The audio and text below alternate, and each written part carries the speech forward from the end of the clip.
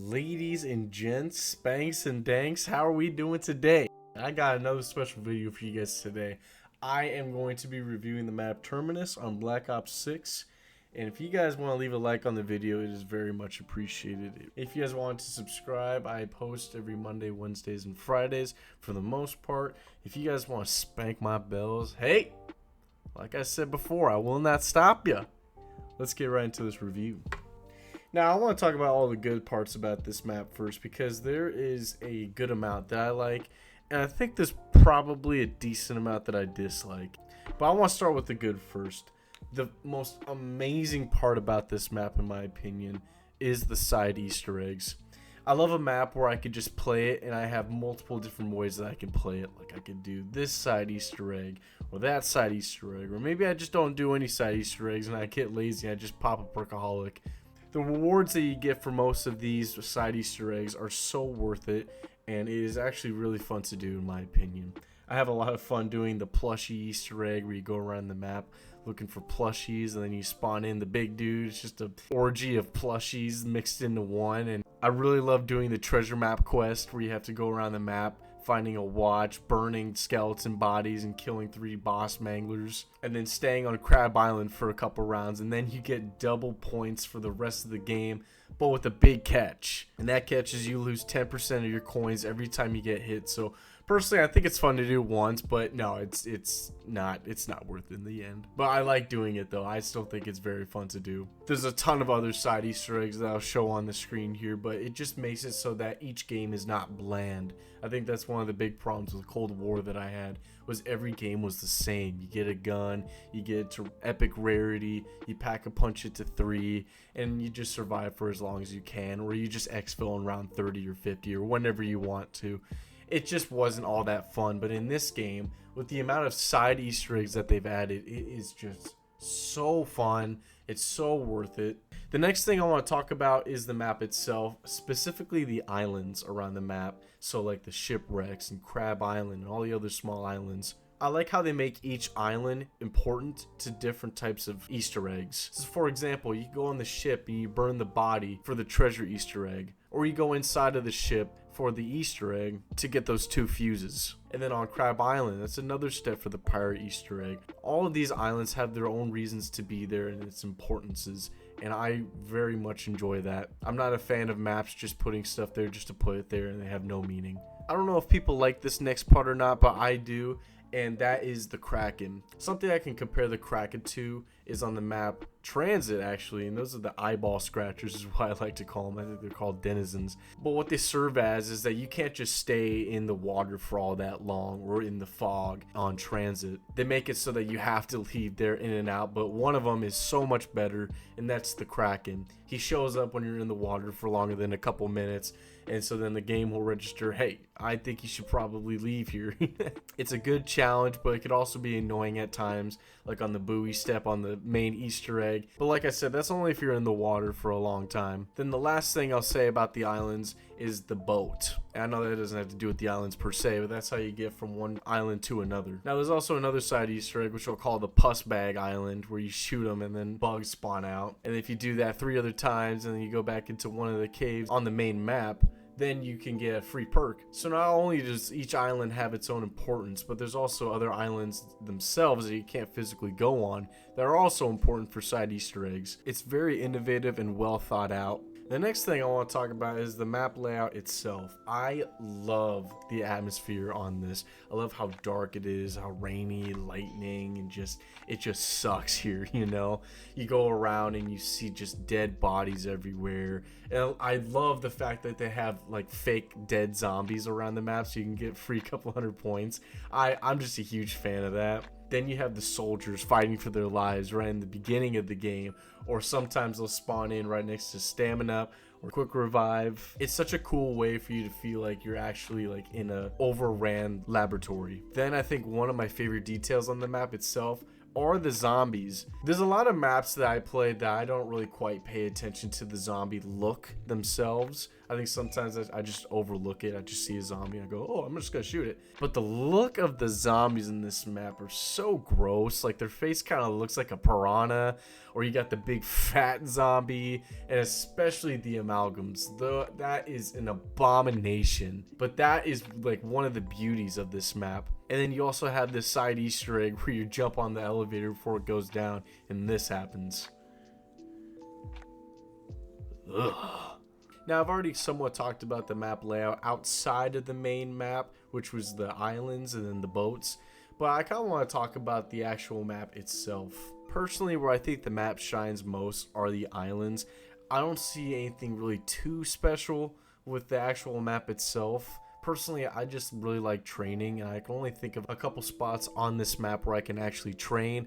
I know there's plenty of spots where you chumps will camp, but you know, that's with like every zombies map nowadays. But the map seems a little too tight for me, but at the same time, it makes the map look perfect. I know I keep always talking about Cold War this, Cold War that, but the last thing I'll talk about Cold War wise is I think that those maps had way too many training spots. The maps just seemed way too big, and with this map, Terminus, I love like the dark caves that you go in until you get to the big main laboratory or pack-a-punches. I like the big void cannon on the map. I like the look of the traps on this map. It's just those weird tentacle looking things. It's just kind of gross. Overall, I think the atmosphere of this map is perfect. I love how it's gross.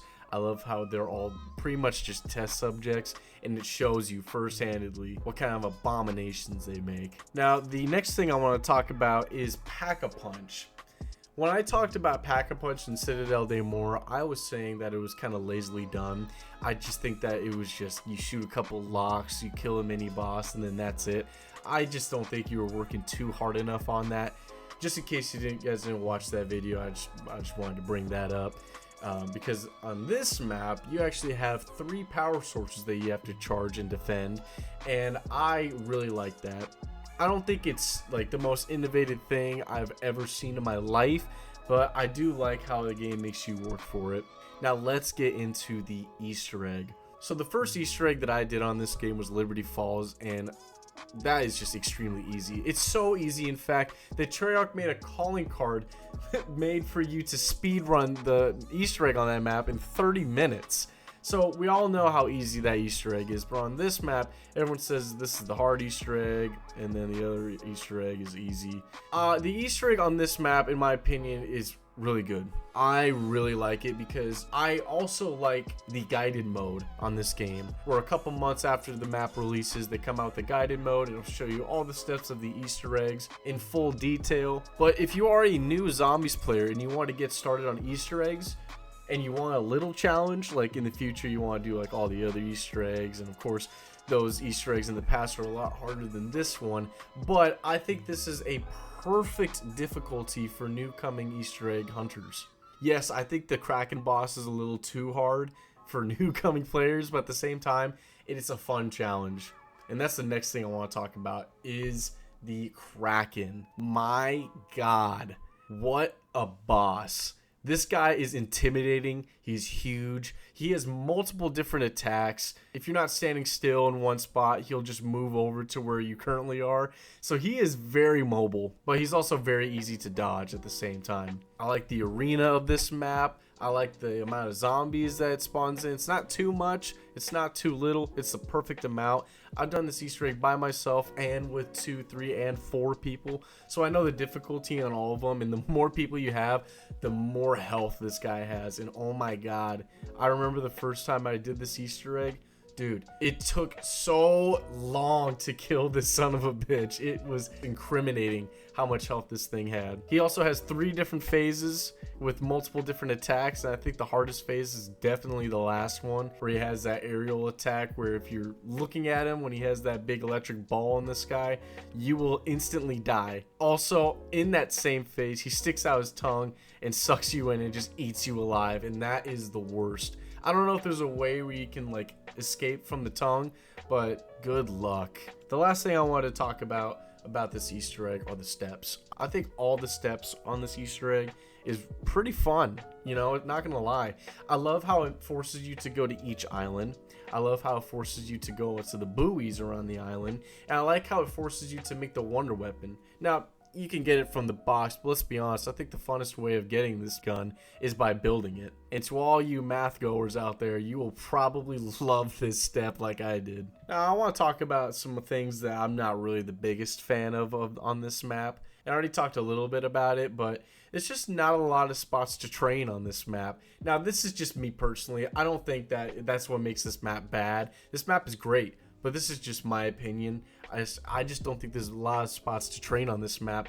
Now, you could probably say, hey, Spanky, of course there's a lot of training spots on this map. You kidding me? Tell that to yourself when you get to round 50 or 42 or whenever the super sprinters come out, because they make this game so hard. These super sprinters just come in tandem of like groups of 20, or like one awkward one will come out of nowhere and just slap you a whole bunch. It's not fun and it's hard. So I would really want to have like a big open area where I can train and not get hit. But you know, maybe I haven't played this map enough to say that, but I've had, I think, maybe like 20 hours of playtime on this map. But overall, I just wish that they had maybe one big area to train where it's like on the main island. I'm sure that I can train on some of the smaller islands, but then I don't have like an ammo crate, or I don't have a spot where I can buy all my lethals or tacticals or score streaks. The last thing I wanted to talk about in that topic was the amount of manglers that there are. Oh my god. Not only are they just going to walk towards you and just shoot their cannons at you and just absolutely screw up your horde. Like, they'll knock over half of your horde and then you have to train them all up again. It's so inconvenient. It's so stupid. And then when you shoot their helmet off or a piece of armor off, or you deal a certain amount of damage to them, then they'll start running after you. But until then, there are too many of them. There are too many of them. And their cannon is so annoying. I wish it didn't affect the zombies at all. If it didn't, this would be a totally different story, but it does still affect the zombies. So that's one thing I would change about the manglers. And another one, of course, would be let's cut the manglers in half and spawning wise. I know they've already fixed that, but still, there are way too many manglers. I talked a little bit about this in the map section about the traps, how I really like the look of the void cannon and the tentacle traps, as I'll call them, but they're not good. They're really not, and they honestly screw you over a little more than you think. So the tentacle trap can actually kill you, which, you know, I think all traps can nowadays, but it actually grabs onto you and lifts you up in the air and will just eat you. But the area that I actually like training the most is by the void cannon. Sometimes I actually like using it because it gets rid of a lot of zombies, but it can actually grab you and lift you up in the air and teleport you to a random spot in the map, which sucks, because if you're trying to hide around and you're using this trap, good freaking luck trying to get back there unscathed. Now let's talk about the wonder weapon on this map, the DRI-11 Beam Smasher. In writing, this gun absolutely wrecks. Not only can you slow down zombies, but when you slow them down, you do a ton more damage with your beam. But on pen and paper, it sounds good, and the first 30 rounds, it is great. But if you're trying to high round with this thing, training, man, oh my gosh, this thing sucks. Because not only with the manglers are they knocking you over with their cannons, but if you're trying to slow the zombies down and there's manglers shooting after you, good luck trying to slow all the zombies down, because you'll just be surrounded by all these zombies, and it's just such an inconvenience. Like, half the zombies are going to be slowed down, the other half are just getting back up from getting ran over by a beam or by the manglers. But this is just a personal take. Like, I'm just not really good with this gun. I think that is a great idea in concept, but in reality, in the way that I play, it's just not my favorite. I do really like how you get this gun though. Like I said during the Easter egg steps, I love the way that you build this gun. Matter of fact, I don't think I'll ever use Wonder Bar to get this wonder weapon, because the funnest way for me to get weapons like this, like the swords on Citadel or the jet gun in Liberty Falls and the beam smasher on this map, is I like working for it. It's fun. They make it so fun for you to build stuff in this game, because It's easy steps, but it's also fun and a little bit challenging. Now, this last section, I'm just gonna straight up, this is the things that I just don't like about the map, and it's not even the map itself per se, it's just the manglers and the amalgams. I understand that every zombies map, besides some maps in World at War, have like a special enemy. So you got the dogs and Kino der Toten and a whole bunch of other zombies maps. Then you got the stinky guys from Kino. Then you have manglers in Gorod Krovi. Then you got the meatballs in Shadows of Evil. I get it that every single map has a special enemy, and some of them are a lot easier and harder than others. But for some reason in this game, the manglers and the amalgams, in my opinion, just have too much health. I remember back in the old CODs that a lot of the special enemies were pretty easy to kill, you know, like it didn't take many bullets, and if it did, it took like maybe like 2 clips of your gun. But overall, they weren't like extremely hard, but they also weren't spammed. Like, imagine seeing 10 Marguas on Shadow of Evil coming out on round 55. Like, that would suck. That would absolutely suck. And they do it on this game. They'll have like 20 manglers spawning in a round and then 2 amalgams, and then you have super sprinters. It's just too hard. And I don't blame people for just camping nowadays, because training, good freaking luck. I mean, that's the way that I play, and I mainly get to like maybe upper 60s on this map, but I'm trying my best to get to round 100 on this map, but it just by training, but it is just tough. It's hard. You get surrounded a lot. You know, you're using your beam smasher to slow them all down, but then you get surrounded, and then you're trying to use traps. And yeah, I'll come up with a strategy. I will say that one day I will come up with around 100 on this map, just training with no manglers, same rules as what I did with my round 100 on Citadel, but it's probably going to take me a lot more time just because I don't have swords on this map. But I've already talked about the manglers. Let's talk a little bit more about the amalgams. Yeah, they are really cool to look at, but to kill sucks. I think their weak spots, like the glowing faces on their body, wherever they are, their weak spots are too weak. So for example, it takes like I don't know, like 3 beams, whatever, like I don't know, 3 ammos of the beam smasher to get rid of a face, and it only like chunks a little bit of health from its actual health bar. To fix that, I would want the weak spots to do a lot more damage to the actual boss if you're going to be spawning 2 around. That will be it for today's video. Overall, I do very much like this map. It's probably one of my favorite first maps to come out on the game's launch. It is an extremely strong start, and of course now we have DLC 1 with Citadel, and guys, we're in it for a good run. I hope you guys enjoyed this video today, and please leave a like, please subscribe. If you want to spank my bells, hey, I will not stop you. Have a good one, guys. Thank you.